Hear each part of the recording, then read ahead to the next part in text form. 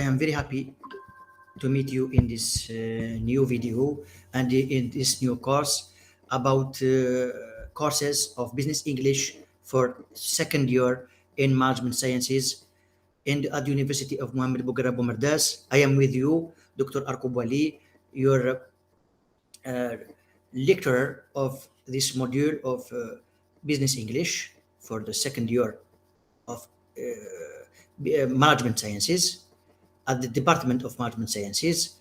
And we start with the first text or subject about economics. We know that economics is the origin and the root of all specialties and all aspects and topics of this field or this domain or area of economical sciences, management and commercial sciences, and also accounting and financial sciences. The economic sciences is the origin of all them. It's very important to understand economics, what means economics, and also to know the economical concepts which are very important. We start with the text, with our first text about economics. It's a very important text, the basic text of economics. We have, this is the first text, definition of economics, what means economics. We start with the definition of economics. The Economist Dictionary of Economics define economics as the study of the production, distribution, and consumer consumption, to consume goods, to consume also services. We say consumption of wealth, wealthy man, rich man, wealth in human society. This is the first definition about economics. We have also the second definition about economics, which is the definition of Indiana University at the United States of America. Purdue University, Indianapolis, answers the question, what is economics? With the explanation, economics is a social science that studies human behavior, the behavior of men and women. Human behavior is a social science, is social and human sciences. Instead that economics use mathematics and statistics, but economics studies the human behavior in markets, in enterprises, in production, in consumption. This is the base of economic sciences. Economics has a unique method for analyzing and predicting individual behavior, as well as the effects of institutions such as firms and governments or clubs and religions. We are like Muslims, we can't consume alcohol because in Islam is forbidden. Religion has an impact of our behavior. Also government has an impact of our behavior. Firms or companies affect our also behavior with advertising of goods and also of services. It's very important in the affectation or the impact of this advertising of firms and government to in our behavior of consumption or of production of goods and services. From this definition, we can define the economics as the study of how individuals and groups make decisions with limited resources. This is the problem of economics. The economic problem is we have limited resources as to be satisfy our utility. Satisfy what? Our utility, the utility. So to best satisfy their wants, needs, and desires. We have needs, wants, what I need biological needs, like safety needs. What I want to achieve in our achievement in our life, or also to get in our life, and our desires, also desires. Okay. What I desire. From this definition, we can break down the study of economics into two broad categories. We have two categories of branch of economics. We have the first is microeconomics and the second is macroeconomics.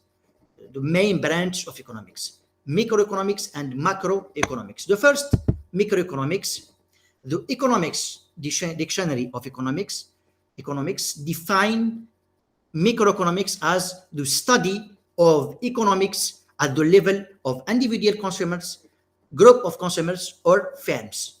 The equilibrium of consumer and the equilibrium of producer. Okay, the producer equilibrium and the consumer equilibrium.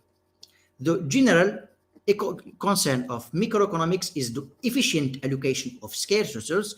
Scarce resources, it means limited resources, between alternative use, but more specifically, it involves the determination of pricing through the optimizing behavior of economic agents. We have economic agents like families, like enterprises, like firms. They are all economic agents. With consumers maximizing utility, and you study them in microeconomics, and firms maximizing profit, to maximize the profit. And also you can study this in macroeconomics and in mathematical of enterprises or enterprise mathematics. Macroeconomics, the second branch, the economics dictionary of economics defines macroeconomics as the study of all economic systems, aggregating. It means the equation of macroeconomic, that Y, which is GDP, gross domestic product, equals C, consumption, plus I, investment, plus G, government expenses, plus X, which is exportation, minus M, which means importations. X minus M, it means the foreign trade. Over the functioning of individual economic units. It is primarily concerned with variables which follow systematic and predictable paths of behavior and can be analyzed independently of the decisions of the many agents who determine their level. In macroeconomics, we're talking about the state level and not enterprises and consumptions and the managed level, but state level, level of state. More specifically, it is a study of national economics, and the determination of national income, GDP. We have indicators of economics. What means definition of economic indicator?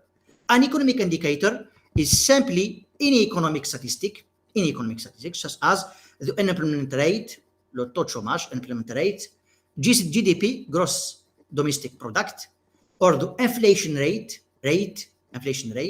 which indicate how well the economy is doing and how well the economy is going to do in the future.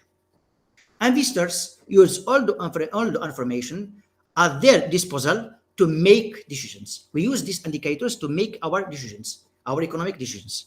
If a set of economic indicators suggest that the economy is going to do better or worse in the future than they had previously expected, they may decide to change their investing strategy. We change our investing strategy and we make decisions according to the results of this indicator. What are the classification or attributes of economic indicators? The first classification is about the relation to the business cycle or the economy, relation between indicator and economy. Economic indicators can have one of three different relationships to the economy. The first is procyclic. A procyclical economic indicator is one that moves in the same direction as the economy. So if the economy is doing well, this number is usually increasing. Whereas if we are in recession, this indicator is decreasing. The gross domestic product, GDP, is an example of a procyclic economic indicator, which have positive relationship with the business cycle. Counter-cyclic economic indicator. A counter-cyclic economic indicator is one that moves in the opposite direction as the economy. The unemployment rate, unemployment rate gets larger as the economy gets worse. So it is a counter-cyclic economic indicator. It has a negative relationship with the business cycle or the economy.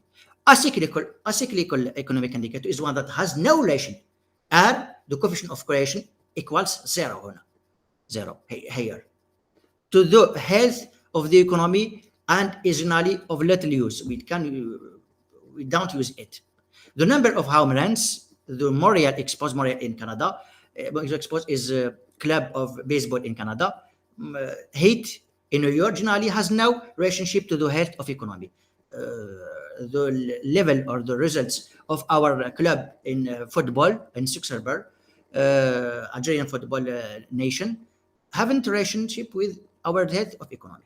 So we could say it is an acyclical economic indicator. It's the first classification. The second classification is about the frequency of the data. In most countries, gross domestic product figures are raised quarterly, every 3 months, every season, 3 months. This is the frequency of GDP. While the unemployment rate is raised monthly, every month, 12 times in a year. Some economic indicators, as the Dow Jones Index, are also stock markets indicators, generally stock markets indicators. La Bourse, stock markets indicators, are available immediately and change every minute and every second. We can also change every second the high frequency of stock markets, bonds, and securities and shares in stock market exchange. Okay, stock exchange markets. The third classification is about timing. Economic indicators can be lead the economy, lagging, or coincident. Lead, it means change before the economy change. Lagging, it means change after economic change. Or coincident, change in the same time with economy, which indicates the timing of their change relative to how the economy as a whole changes. The first type, leading economic indicators, are indicators which change before the economy changes. Stock market, la bourse, stock market returns are leading indicators, as the stock market usually began to decline before the economy declines, and they improve before the economy begins to pull out of recession. The source or the origin of crisis are all in stock markets. If stock markets doing well, we are well in economy. If stock markets decline, it is indicator of the beginning of financial crisis, and after the economical, it will return to economical crisis. Leading economic indicators are the most important type for investors, as they help investors to predict what the economy will be like in the future. It's very important. It's most important type. The second type is lagged economic indicator. It's one that doesn't change. Doesn't change direction until a few quarters after the economy does. The unemployment rate, le taux de chômage, unemployment rate, is a lagged economic indicator, as unemployment rate tends to increase for 2 or 3 quarters, 6 or 9 to 9 months after the economy starts to improve. It's very important to change and to improve the unemployment rate for governments. The third is coincident. A coincident economic indicators is one that simply moves at the same time the economy does. The gross domestic product, GDP, is a coincident indicator. They move in same time. This is our first subject about economics. I am very happy to see you, and I am sure that you can improve your level in this important module, which is business English, which is very important for you. See you in those second courses about trade or commerce, about commerce, which is very important for you. My best wishes, best regards of happy new year, and also of successful and happy and successful year in your study, and also to realize your projects. Best wishes, best regards. My salutations. It was with you, Mr. Arkubali, Dr. Arkubali, the business English lecturer. Thank you for your attention.